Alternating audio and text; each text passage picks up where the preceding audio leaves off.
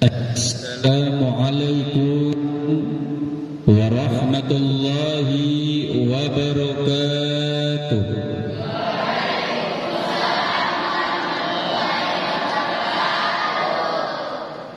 Alhamdulillahi rabbil alamin, wal aqibatu lil muttaqin, wala udwana illa 'alal zalimin. Ashhadu an la ilaha illallah wahdahu la syarika lah, lahul mulku wa lahul hamdu yuhyi wa yumiit wa huwa ala kulli syai'in qadir.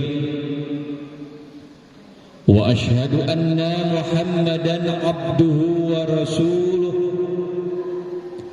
Allahumma salli ala Sayyidina Muhammad wa ala ali Sayyidina Muhammad kama sallaita ala Sayyidina Ibrahim wa ala ali Sayyidina Ibrahim fil alamin innaka Hamidum Majid. قال الله تعالى في القرآن الكريم: أعوذ بالله من الشيطان الرجيم، بسم الله الرحمن الرحيم، إنما يخشى الله من عباده العلماء.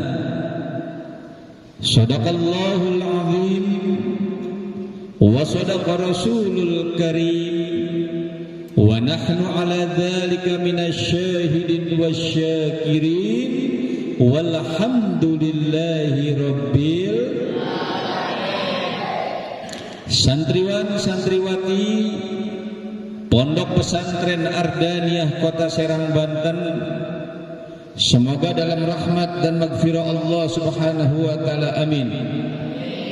Sobat Ramaloka 96,5 FM yang selalu setia mendengarkan di mana saja berada, semoga mendapatkan kemuliaan dan mendapatkan keberkahan dari Allah Subhanahu wa taala, amin.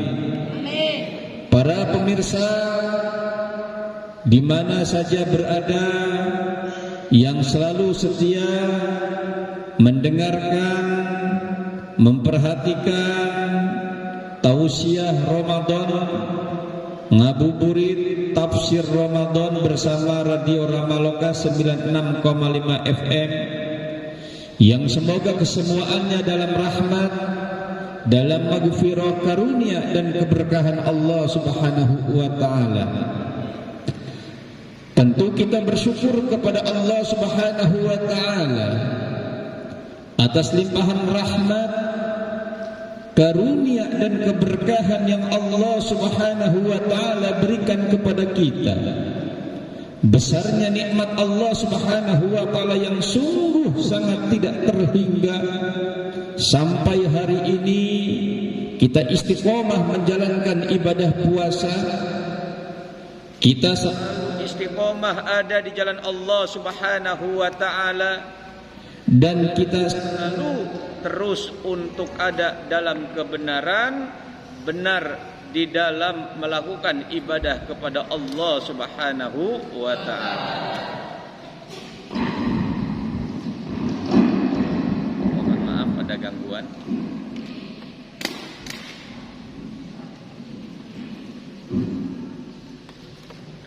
Dan kita selalu ada dalam kebenaran Allah Subhanahu wa taala.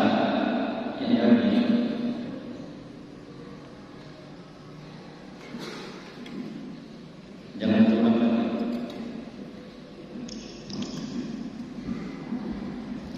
hadirin sobat Ramaloka, para pemirsa, para pendengar yang semoga dalam rahmat dan maghfirah Allah ma'asyiral muslimin rahimakumullah. Mari sama-sama kita kaji hadis yang sangat masyhur yang disampaikan oleh Rasul sallallahu alaihi wasallam, al-ulama'u warathatul anbiya. Para alim ulama warathatul anbiya, pewaris para nabi. Mari kita renungkan dan kita tafsirkan siapakah para alim ulama dan kenapa ulama itu dijadikan pewaris para nabi. Sobat Ramaloka, para pemirsa santri Pondok Pesantren Ardaniyah, mari kita kaji apa tugas dan fungsi para nabi dan rasul. Jadi yang namanya nabi berasal dari kata naba'a yang artinya adalah pembawa berita. Pembawa berita dari mana? Pembawa berita dari Allah Subhanahu wa taala. Artinya apa? Para nabi menyampaikan amanah Allah Subhanahu wa taala untuk umat manusia. Begitu pula para rasul diutus oleh Allah Subhanahu wa taala untuk menyampaikan wahyu Allah Subhanahu wa taala. Jadi para rasul menyampaikan wahyu dari Allah Subhanahu wa taala untuk umat manusia. Berarti yang dibawa oleh para nabi dan para rasul itu adalah ilmu. Risalah yang dibawa oleh para nabi dan rasul itu adalah pengetahuan. Di dalamnya pengetahuan usuliyah, di dalamnya pengetahuan mengenai masalah syar'iyah, pengetahuan mengenai masalah sufiyah, di dalamnya pula mengenai masalah pengetahuan akhlakiyah. Dari Allah Subhanahu wa taala disampaikanlah kepada umat manusia. Berarti yang disampaikan dari para nabi dan rasul untuk umat manusia itu adalah ilmu, pengetahuan. Nah, sekarang siapakah para alim ulama? Al-ulama'u. Nah, ini kita membahas kerjaannya para santri. Kata mamang bibi para santri, yang namanya ulama itu adalah jamak taksir. Bentuknya jamak. Diambil dari isim fa'il alimun. Kosakata asal kalimatnya adalah alima ya'lamu. Berarti ulama merupakan jamak mengambil dari kalimat dasar mufrad alima ya'lamu. Isim fa'ilnya adalah alimun, jamak taksirnya adalah al-ulama. Ulama. Artinya apa? Yang dinamakan dengan ulama adalah mereka sekelompok lebih dari satu orang yang menerima ilmu Allah Subhanahu wa taala yang diwariskan dari para nabi dan rasul. Sehingga Allah Subhanahu wa taala menegaskan kepada kita, innama yakhshallaha min ibadihi al-ulama. Sesungguhnya yang takut kepada Allah Subhanahu wa taala min ibadi, dari hambanya al-ulama'u, itu adalah para ulama. Kenapa?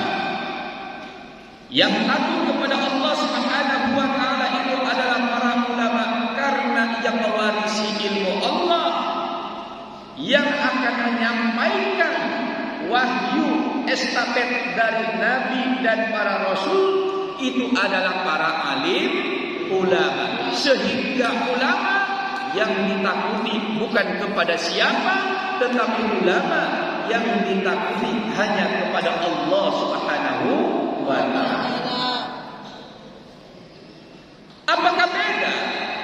Antara ulama dengan ulama, oh jelas jauh berbeda.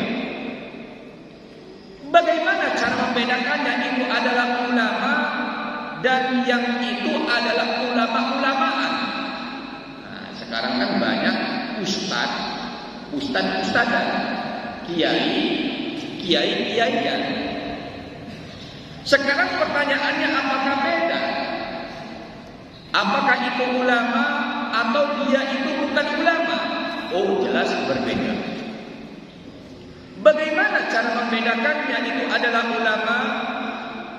Dijelaskan di dalam ayat Allah Subhanahu wa taala, hal yastawi alladziina ya'lamun wal ladziina la ya'lamun. Apakah sama mereka orang yang tahu? Apakah sama mereka orang yang tidak tahu? Kenapa ulama mengambil dari hal yastawi alladziina ya'lamun wal ladziina la ya'lamun, mengambil dari kalimat alimah. Artinya apa? Ulama mereka yang memiliki ilmu bersanadkan kepada para syuyukh, ittisal sampainya dalam sanad ini kepada tabi'in, dari tabi'in ini sampailah kepada tabi'in, dari tabi'in sampailah kepada para sahabat, dari sahabat sampailah kepada Rasulullah sallallahu alaihi wasallam, dari Rasulullah sampailah diterima wahyu dari malaikat Jibril, dari malaikat Jibril mabashir langsung dari Allah Subhanahu wa taala. Berarti para alim ulama dia punya ilmu yang bersanad ittisal kepada sampai Rasulullah, bukan ilmu mengada-ngada. Terus bagaimana? Kita mengetahui jelas bahwa para alim ulama itu adalah memiliki ilmu yang bersanad ittisalnya sampai kepada Rasulullah sallallahu alaihi wasallam. Gampang. Jadi kalau seandainya ada kiai, masyhur kiainya, kita tanya, itu Pak Ustadz kiai hebat amat ceramahnya, hebat amat menyampaikan hadis dan Qur'annya. Emang ini Pak Ustadz kiai ulama, ini pesantrennya di mana? Gampang. Jadi kita tinggal tanya pesantrennya di mana. Oh, kalau sudah tahu pesantrennya di mana, berarti kemampuan di dalam ilmunya bersanadkan kepada pesantren. Tuh. Dari pesantren, ini kiai yang dulu pesantrennya, ini kiai di pesantrennya di mana? Ditanya lagi ke atas sampai kepada Rasulullah sallallahu alaihi wasallam. Nah, kayak sekarang ini para santri nih. Santri pondok pesantren Ardaniyah ngaji nahwu, ngaji sorok, ngaji tafsir, mantik, bayan, bade, hadis, kitab, ilmu agama. Kalian semua mendapat pengetahuan ilmu Allah Subhanahu wa taala dari mana? Sumbernya langsung dari Pak Kiai. Pak Kiai siapa? Kiai Sudrajat. Nah, sekarang Pak Kiai Sudrajat bisa menyampaikan sekarang yang disampaikan ini sumbernya dari mana? Ini namanya sanad. Oh, Pak Kiai Sudrajat dulu pernah pesantren di Ashabul Maimanah, ulama besar di pondok pesantren Ashabul Maimanah Sampang, Tirtayasa Ponang. Ada ulama besar namanya Abu Yasanwani. Itu dasarnya, dasar banget keilmuannya. Terus menghatamkan tafsir di Cikaduan Abuya Dimyat Abi Cikaduan. Terus menghatamkan ilmu nahwunya dulu di kitab Riyadul di pesantren Riyadul Alfiyah. Menghatamkan alatnya, menghatamkan ilmu fikihnya sampai kepada para guru. Guru ini dapat dari mana? Dari para guru ini terus ke atas lagi, ke Wali Umar. Wali Umar terus kemana lagi? Sampailah kepada Syekh Nawawi Tanara Al-Bantani. Syekh Nawawi Tanara Al-Bantani sampai ke siapa lagi? Bersanad sampai kepada Rasulullah Sallallahu Alaihi Wasallam. Jadi yang namanya ilmu semua tidak ada yang datang dengan sendirinya. Ilmu semuanya bersanad, sanadnya sampai kepada Rasulullah. Rasulullah malaikat Jibril langsung mubashir dari Allah Subhanahu wa ta'ala. Jadi tidak ada yang namanya ilmu datang secara tiba-tiba.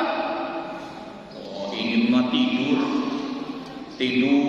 siang dan malam, tiba-tiba pakai udang-udang, pakai juga dia bilang saya ulama. Lah ini kan bingung, ulama mana?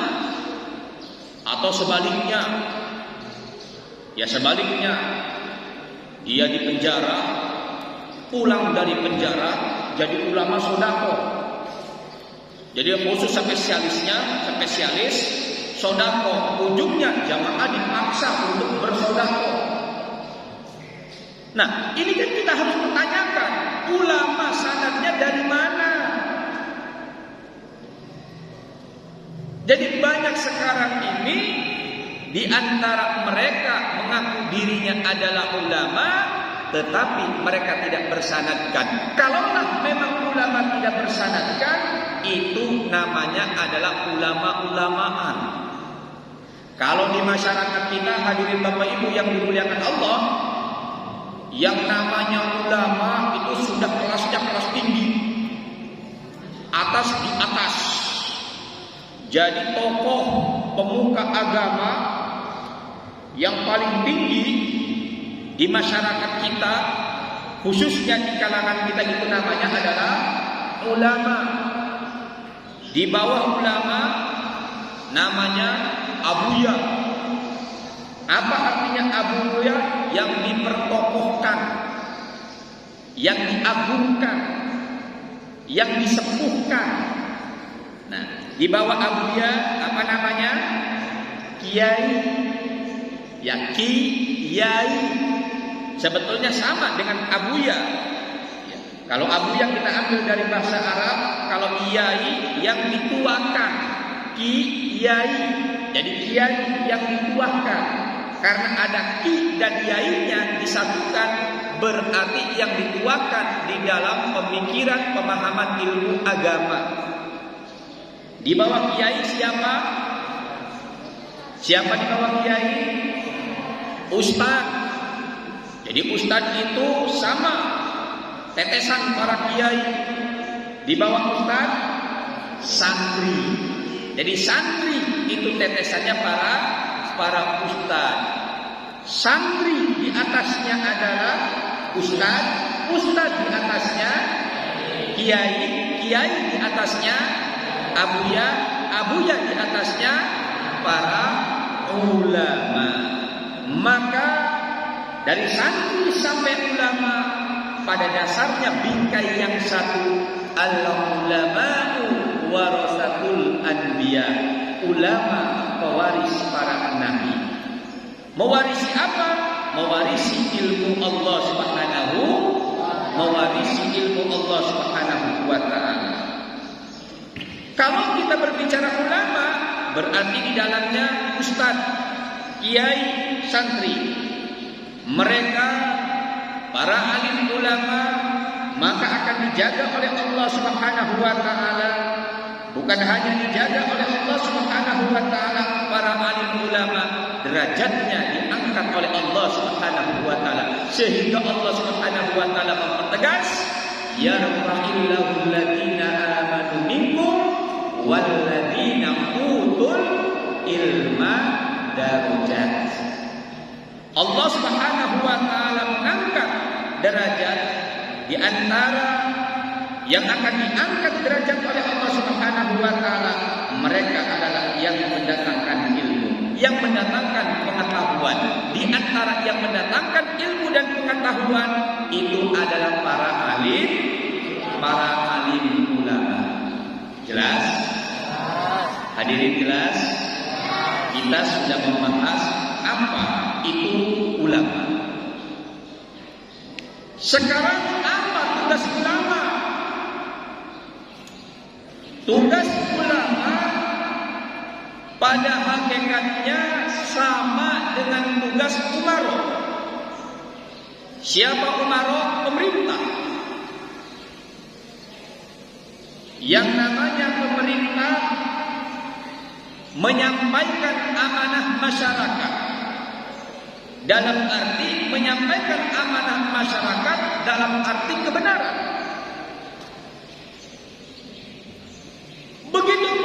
Begitu pula para alim ulama. Yang namanya ulama menyampaikan amanah Allah Subhanahu wa taala kepada masyarakat. Kebenarannya, hadirin Bapak Ibu yang dimuliakan Allah, bukan versi pikiran, tetapi kebenarannya sudah mutlak dari Allah Subhanahu wa taala. Jadi kalau para alim ulama menyampaikan kepada masyarakat bukan apa kata pikiran. Oh, ini menurut pikiran saya. Oh, tidak bisa. Jadi kalau menyampaikan menurut pikirannya, itu namanya bukan ulama.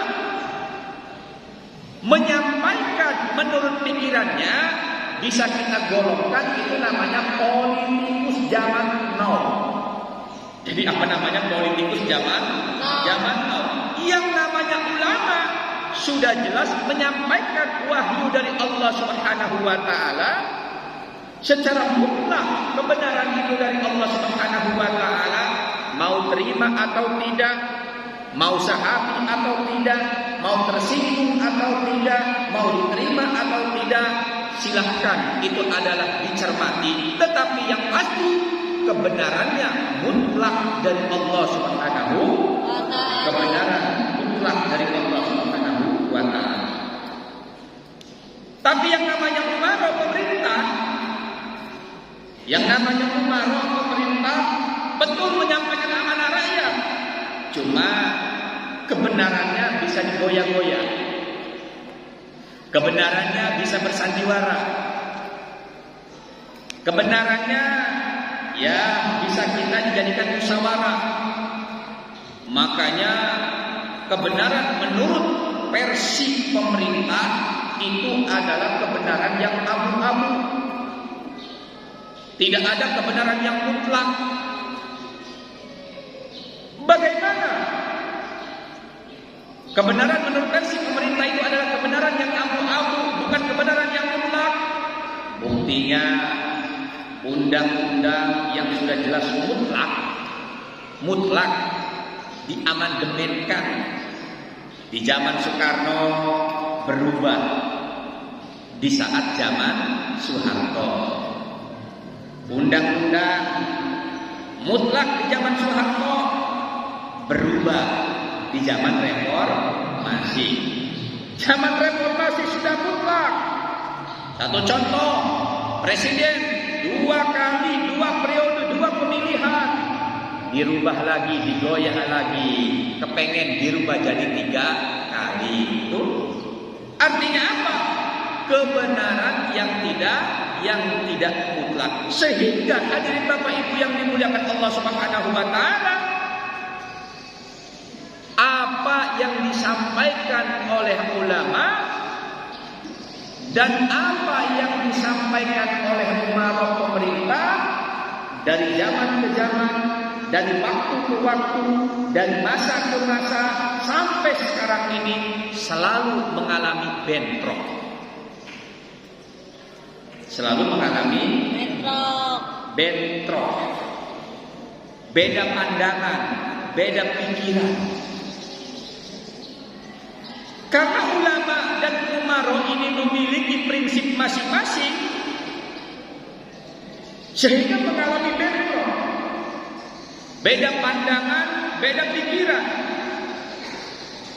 Maka sangat-sangat disayangkan kalau seandainya para ulama mengikuti muttabi, mengikuti apa kata Umaro.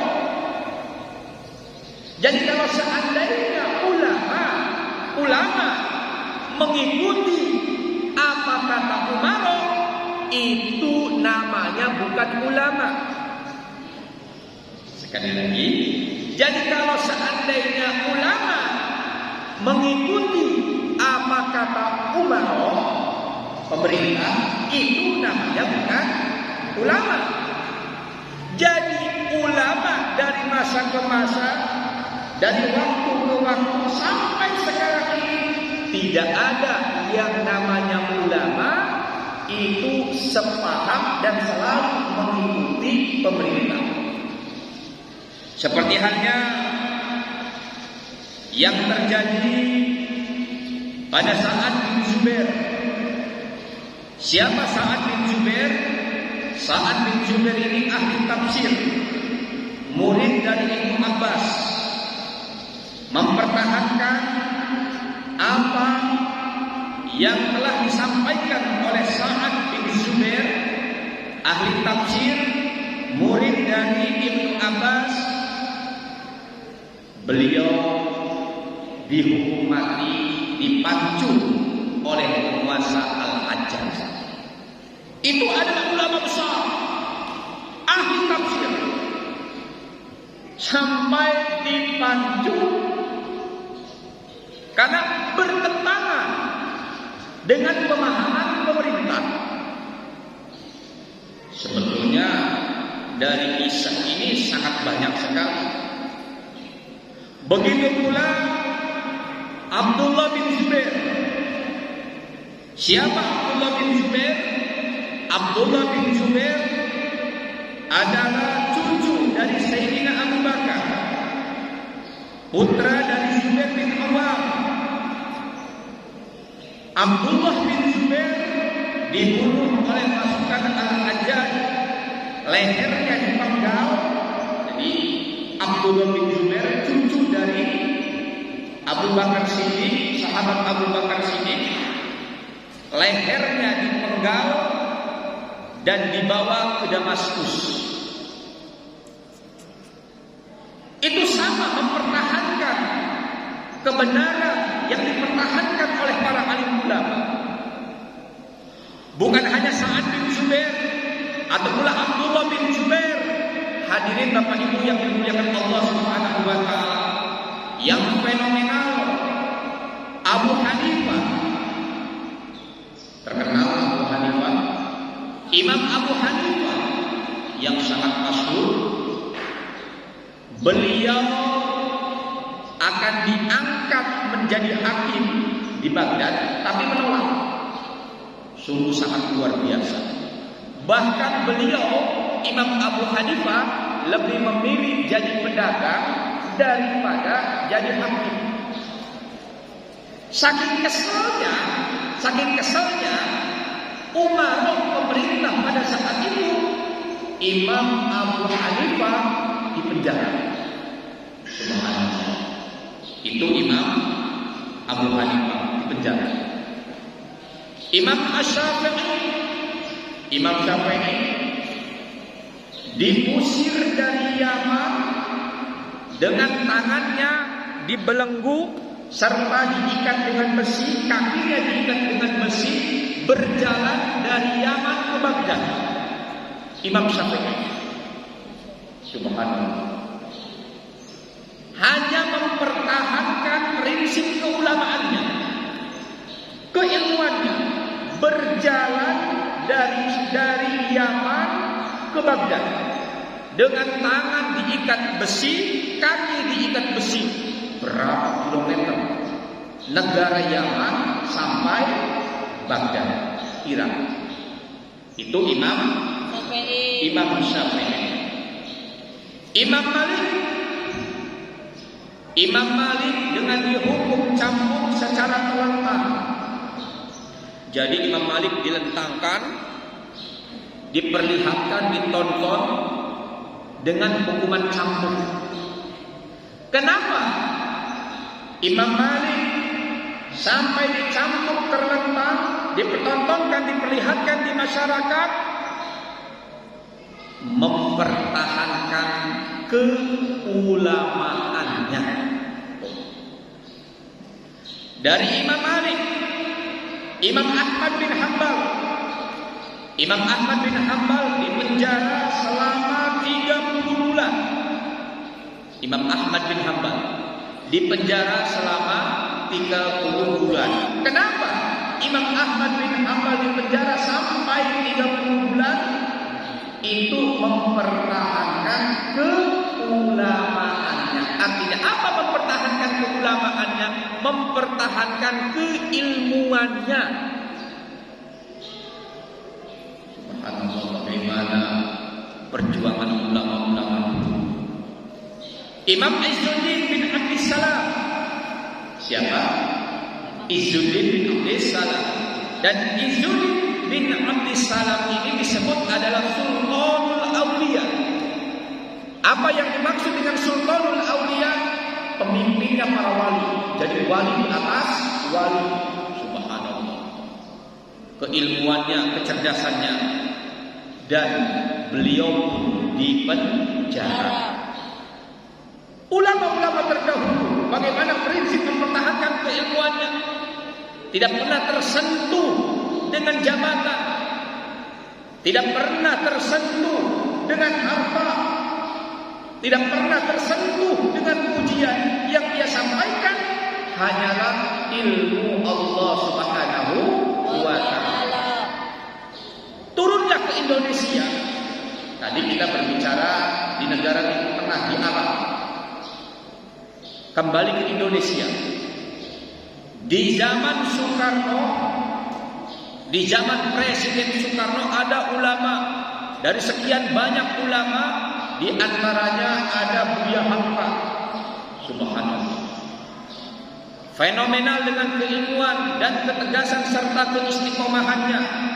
Siapa Buya Hamka? Beliau adalah Kiai Haji Abdul Malik Karim. Beliau dipenjara di zaman Soekarno karena mempertahankan prinsip keulamaannya selama 2 tahun 4 bulan. Sampai Soekarno wafat. Di saat Soekarno wafat, sebelum beliau wafat menulis wasiat, apabila saya wafat, minta Buya Hamka untuk menyolati jenazahnya.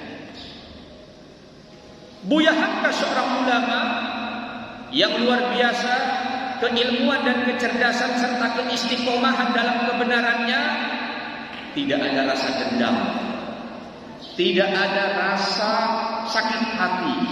Begitu mendengar Presiden Soekarno meninggal, langsung bergegas untuk memimpin, mengimami sholat jenazah. Itu zaman Soekarno.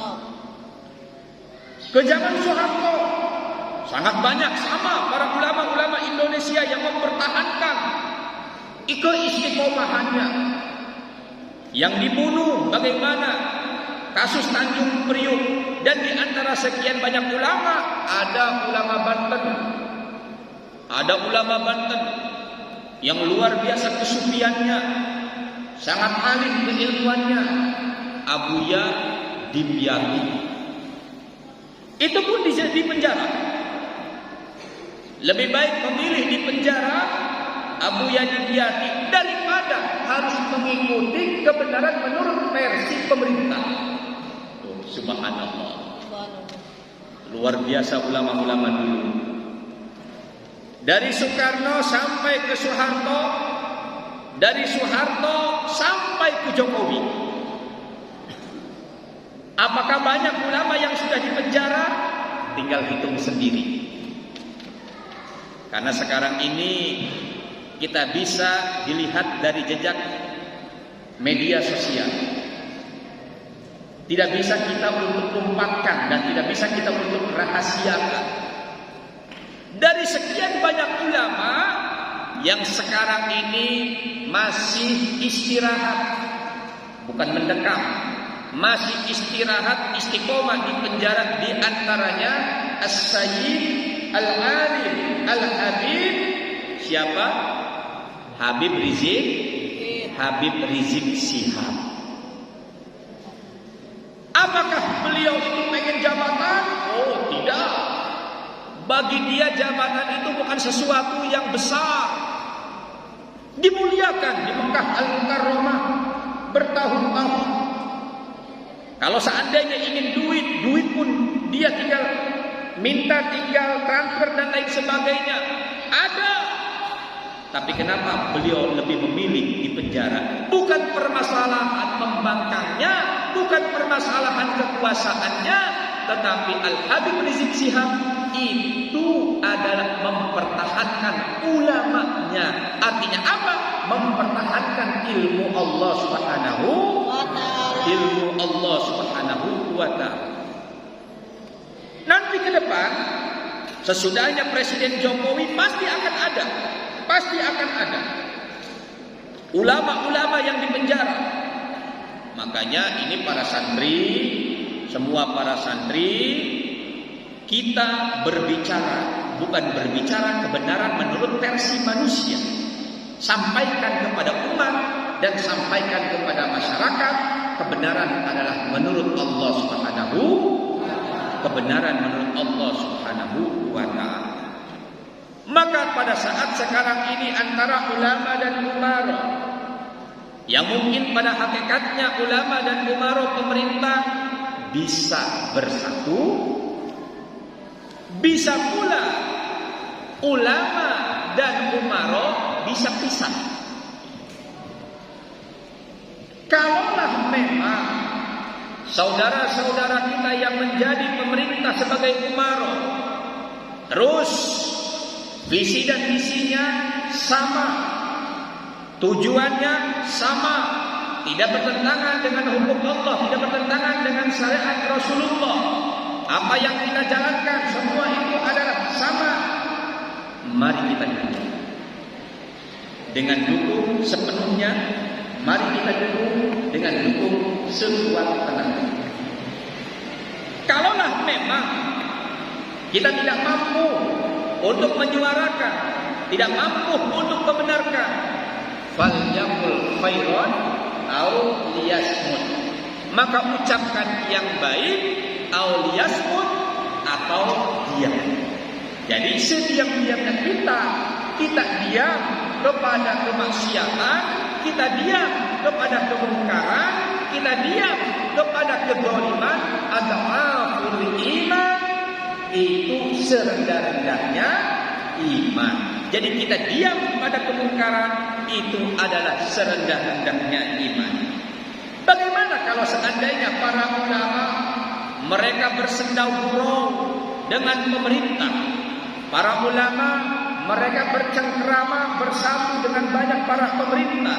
Maka Rasulullah SAW menyampaikan, "Idza ra'aital alimu yukhalifu sultan mukhalafah katsira fa'lam annahu lih."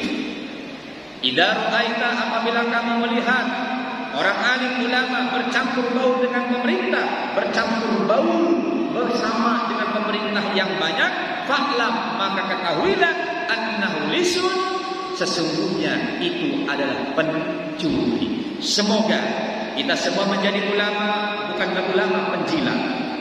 Kita semua menjadi ulama, bukan menjadi ulama subhat. Kita semua menjadi ulama, bukan menjadi ulama memfitnah, tetapi menyampaikan wahyu Allah Subhanahu wa ta'ala, tidak menggunakan syubhat dan tidak menggunakan pencitraan atau pula mengada-ngada.